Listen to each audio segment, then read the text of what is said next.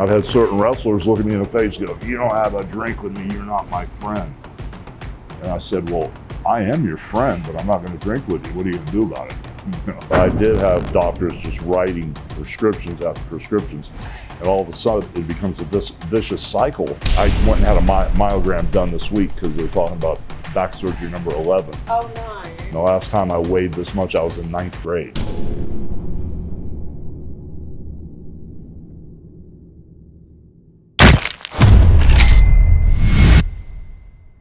Hulk, thanks so much for inviting me to the Hangout. You're very welcome, but we have to change your name since you're here. Danny's cool, but from now on it's Yo D, or maybe we could go with D-Mania. I like D-Mania, actually. Okay, well, D-Mania means you're going to be running wild around the beach, so I'm all for that. Okay, well, it's Friday. It's Friday night. That's one of your busiest nights, isn't it? Yeah, it's crazy. We have a beach party here. My son Nick is the DJ, and they play all the electronic music Friday night, so it does get a bit crazy in here. You do bottomless drinks, but you don't drink. Like, how does that go down? Are you not tempted? Well, I've had a lot of practice drinking, you know, because I wrestled for about 40 years, so those guys have a beer every once in a while. But as of late, I decided about 7 months ago not to drink any more alcohol. And so it feels much better to be so clear-headed. Did you literally just wake up one day and say, sod this, I'm never drinking again? It wasn't quite like that. It was, I was at a New Year's Eve party, and I kind of saw a bunch of stuff that I didn't condone or like. And I saw myself in this environment, and I went, you know what? I don't know how I got here, but I'm done. And it was just that one thing. I was around a bunch of people that thought and believed and did a bunch of different stuff than I would ever do, and I just said, I'm out. And now you're not tempted at all? No, I don't have an addictive personality. I mean, with anything. With, you know, it can be business or people or alcohol or drugs. It can be anything. When I'm done, I'm done. I like it. So you've been introduced to CBD. Yes. By Ric Flair. Well, by Rick, Mike Tyson, and Chad and his Karma The company. three of them. Yeah, those three came at me like a Royal Rumble, like I didn't have a chance. So, were you receptive in the first instance, or? Well, at first I didn't understand it because, you know, I didn't understand the whole cannabinoid situation that your body needs it, produces it, and I didn't understand the health aspect of what the CBD can do for you as far as energy, sleep, getting people off hard drugs and winding them backwards or winding them down slowly. It took me a while to actually figure it out because I am a little slow. So I had to do a lot of research and basically do my due diligence and figure out this was something that really would benefit a lot of people that needed help, and it will. And so now you've developed the Hogan's Health brand and you're bringing out your own CBD products. Well, we're basically going for wellness and health, and we're focusing on energy, like I said, sleep, and getting people off the hardcore, you know, opioids, like the Xanaxes, if that's an opioid, I don't even know, the Percocets, the Vicodins, the Oxycontins. There's an alternative for people like that, because a lot of guys that come back from war, Iraq or Kuwait, they're prescribed a lot of prescription drugs. And we found with the CBD, it's a logical alternative and something that really makes sense to wind them down slowly and get them off the hardcore drugs. So that's what we're focusing on, is basically helping people with their health. Yeah, because the pharmaceutical industry is big bucks, isn't it? It's a big business. And I don't know whether they always actually have the person's health at heart. So with CBD, you believe that it can really help people to get off pharmaceuticals, as it has done for you, I know. Alleviate anxiety, help people sleep, help with pain management. What do you specifically take CBD for now? Now the CBD for me is basically a maintenance situation, because when you talk about injuries, like in the last 10 years, I've had 25 surgeries. 10 back surgeries, knees and hips replaced, shoulders, abdominal, face surgeries from getting kicked in the face and stuff like that. So I was on the pain pills. I did have doctors just writing prescriptions after prescriptions, and all of a sudden it becomes a vicious cycle. Was there any point at which you thought, hang on, you're just writing these and giving them out to me like sweets, and maybe this isn't good for me? Well, I did go there, but there was a period of time, about 5 or 6 years, where I was in crazy pain. Because when you have one back surgery, sometimes people do well with it, or sometimes they'll end up in a wheelchair. And when you have a back surgery, it takes a while for your body to recover. Anesthesia is one thing. It takes a while for that to pass through your system. To basically recover from a huge back surgery, a couple level fusion takes a year. They were cutting on me every 4 months, and I had 10 back surgeries. And so there was a point in time where, as they were giving me the pain meds, I was in crazy pain. I couldn't even function. But as soon as things started to wind down, they would keep giving me the pain meds.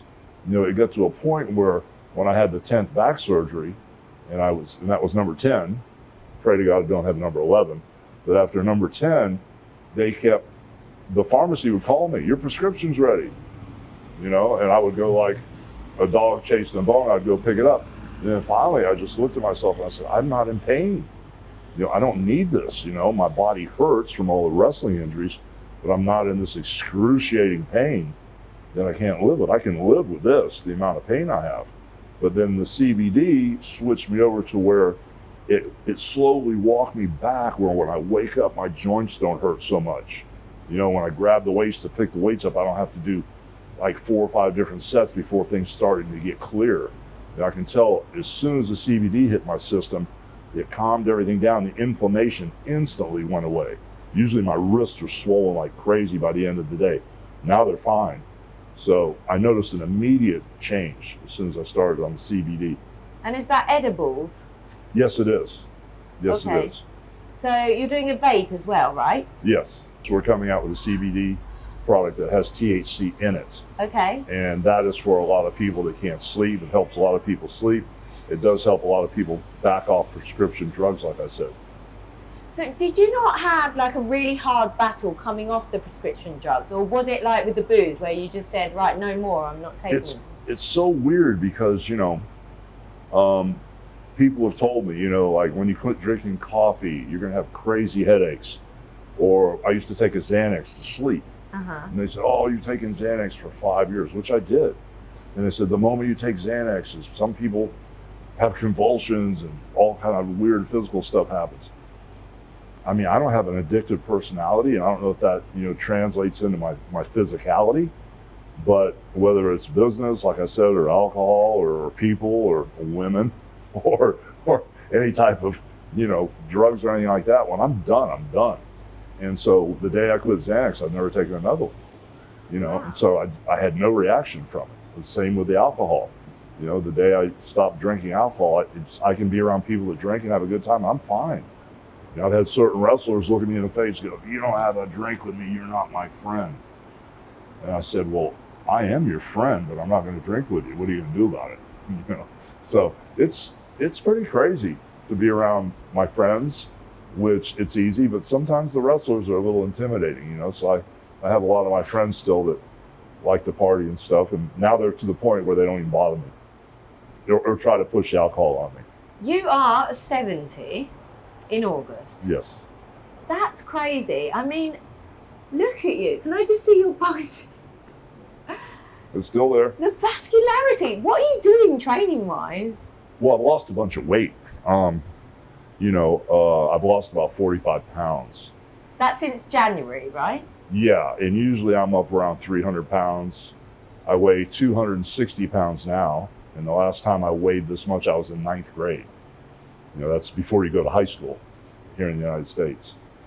And so was that like a goal weight that you set yourself? Or no, it wasn't a goal. I just said, let's see what happens, because when I would drink alcohol, I would like leave Hogan's Hangout where we're at, after Monday night karaoke, after drinking, a bunch of beer and a little bit of shots and hard liquor. And I'd go home and I'd sit in front of the TV, popcorn, ice cream, chocolate. And I'd just swell up.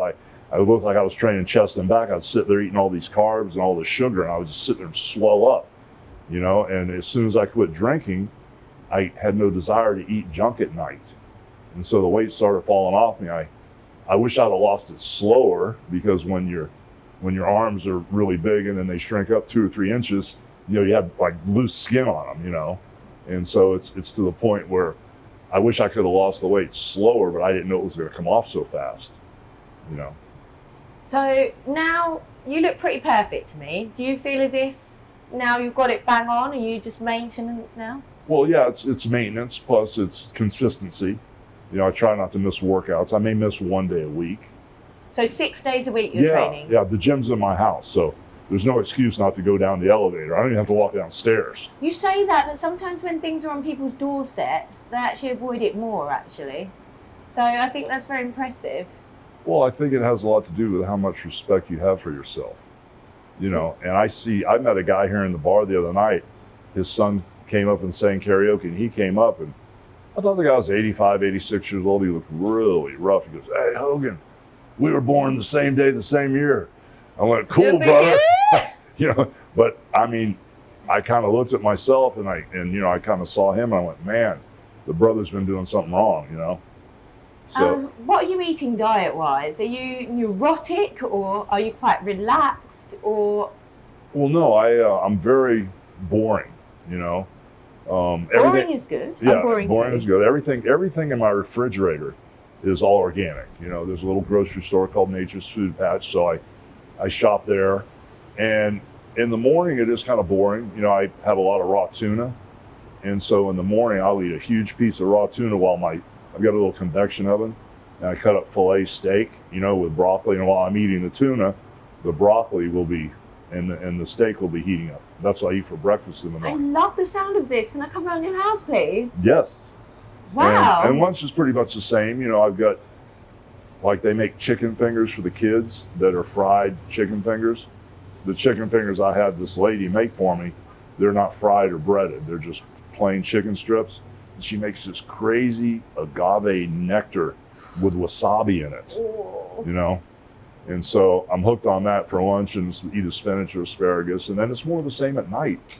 Like, I'm really kind of boring, you know? Your diet sounds like a dream to me. That's not boring at all. Yeah, but it's hard because, you know, when you eat good food all the time, and there are a lot of 5-star restaurants on the beach, sometimes I'll go to these restaurants and I'll order like a Wagyu steak or, you know, something from Japan, you know, that's really top of the line. After I eat, I go, my food at the house is better. It's better, yeah? Yeah. Absolutely. I do that with pizza. I'm not going out pizza. I like my home pizza with protein cheese. There you go.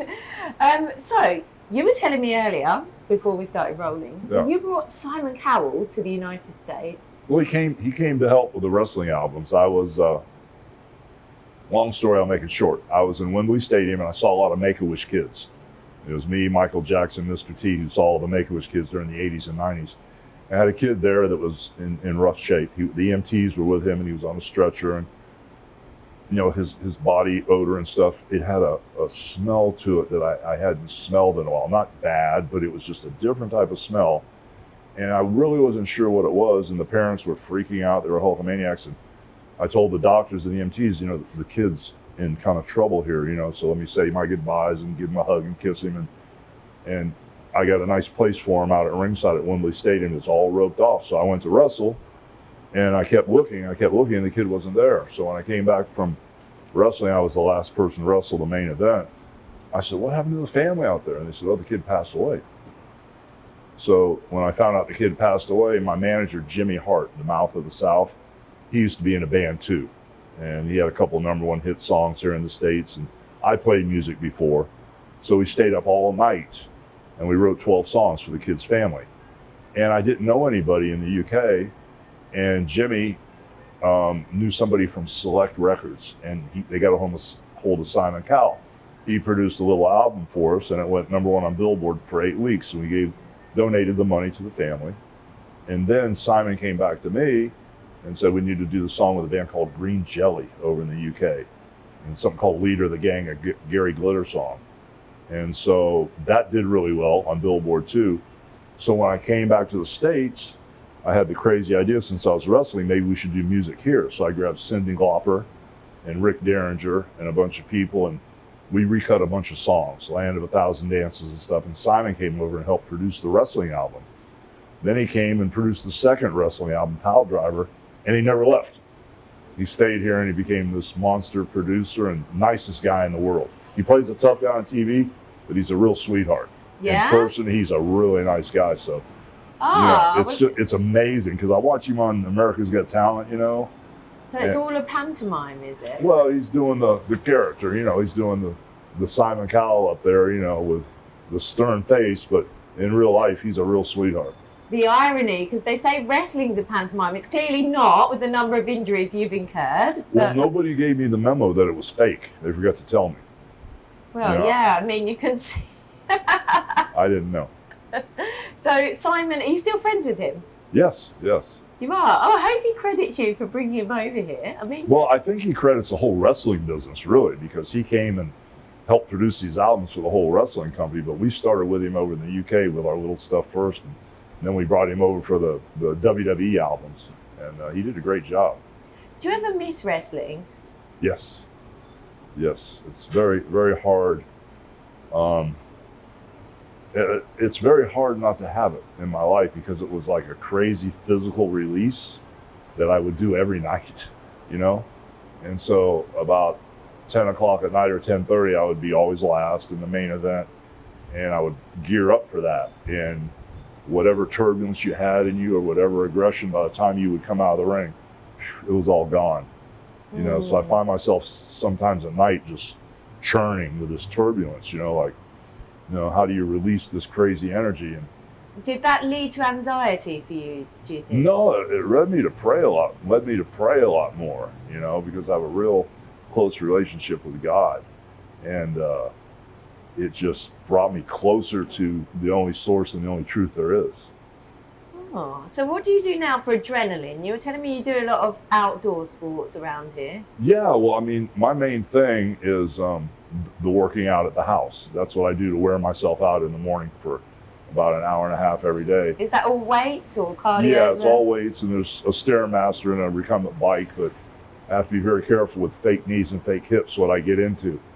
So yeah, that's the main thing. And then I have all kind of other businesses, and I mess around with old cars. I don't know if you saw the Fast and Furious. I did. Did you see that black Charger that Vin Diesel was driving? Yes. Yeah, I've got a couple of those, and I've got a bunch of old cars like that. Like I've got 69 Roadrunners and 68 Chargers and 71 Hemi Cudas. How many cars do you have? I got a bunch. Yeah. Your son works in cars, right? Yeah, but he does the import stuff. Nick's all into the, the import cars, and I'm into the American muscle stuff. Do you do them up, or you just buy them as they are? Or? No, I do them up. I buy them, and then I try to get them as close to original as I can. And if you're buying a bunch of crap, I don't want a bunch of crap. Anything I buy, I want to be able to make perfect. And then if I do sell it, I want to make money on it because it is a business to me. And so, I buy stuff as straight as it can be. And then sometimes I'll go a little crazy, and put a little too much money into stuff. And that's stuff I have to keep. I can't let go. But, I have all the new cars too, like the Dodge Demons and how many have you actually got? Put a number to it. I don't know. I just bought 2 more trucks, which are Dodge TRXs with the Hellcat motors. So I probably get 20. 20? Yeah. Can I have one, please? Yeah, well, there's a lot of cars around. Do you honestly feel as good as you look? Because honestly, I just can't get over how incredible you look. And I mean, you're moving around despite all the surgeries as if you're not in pain at all. You must be in some pain. Well, I have a hard time walking, I went and had a myogram done this week because they were talking about back surgery number 11. Oh, no. Yeah, and they're saying above the hardware, which is up, it goes from my tailbone all the way up to between my shoulder blades, but they say above the hardware, there's a couple of vertebrae that are bad. And that was my fault because I did some crazy stuff in Australia after I had a back surgery that I shouldn't have done with Ric Flair, our friend. And I Good old Rick. Yeah. And I messed those vertebrae up. So they just can't go 2 more levels because that's where the curvature of your back is. So they want to go all the way up to my neck. And I've been praying that the disc is not touching the spinal cord. Because if the disc is not touching the spinal cord, there's no reason to have a surgery. It's probably from my hips and something's being pinched off from all the metal I have in my hips and back. But so that's what I'm praying for because I'm doing great, except it's just hard to walk a distance, I start doing the hunchback walk, if I walk too far. So if that surgery does happen, will they put you on pain meds again? Probably. That's a big surgery. That's a 10-hour surgery. So you will take them, you'll have to, I guess. Well, if I'm out of my mind, probably, but I'm real good at getting off stuff. And right now, I'm praying for no surgery. So I don't even speak it. I'm perfect health. Godspeed perfect health. So I refuse to attract that into my life. What you speak about, you bring about. That's absolutely right. And you look as if you're in perfect health. So we will pray to end the back surgeries at 10, shall we? Yeah. So you're here at Hogan's Hangout every Monday night. Like, you haven't just developed a place and then left it in your name. You actually come here, you meet your fans, you meet your regulars, even the crazy ones. I just absolutely love that. That's so cool. And you're doing that despite all the other stuff that you're doing. What about your music? Have you got any more plans to do any more music? Right now I don't. My daughter Brooke still messes with music up in Nashville. And every once in a while she'll come by the house and we'll talk about music, or she'll have a chord progression or something I'll work through with her, or pick up the bass and play a bass line that she needs, or whatever. But it's nothing important anymore. It's just fun, and plus my hands and everything's been broken and messed up. Let me see that. Those are like teeth marks. Can I touch that? Ooh. Yeah, they're all around my thumb from getting my thumbs bit, and just different things. So wrestling was different in the 70s than it is now. Yes, I'm sure it was. It was a little crazier back then, Well, Hulk, listen, thank you so much for chatting to me. You're just awesome. I want to move here. It's a nice place to live. We do a lot of partying on the beach, so you got to be ready to run with us around here. I feel as if maybe I'm more ready to run with you than Rick for some reason. Rick would be hard to keep up with. Yeah, definitely. Rick and Mike are like a little bit out of my league. Yeah. But you know what? The sober ones are the crazy ones. Well, we can get a little crazy. Maybe I'll come down later tonight and check it out. Oh my gosh, well thank you. Thank you.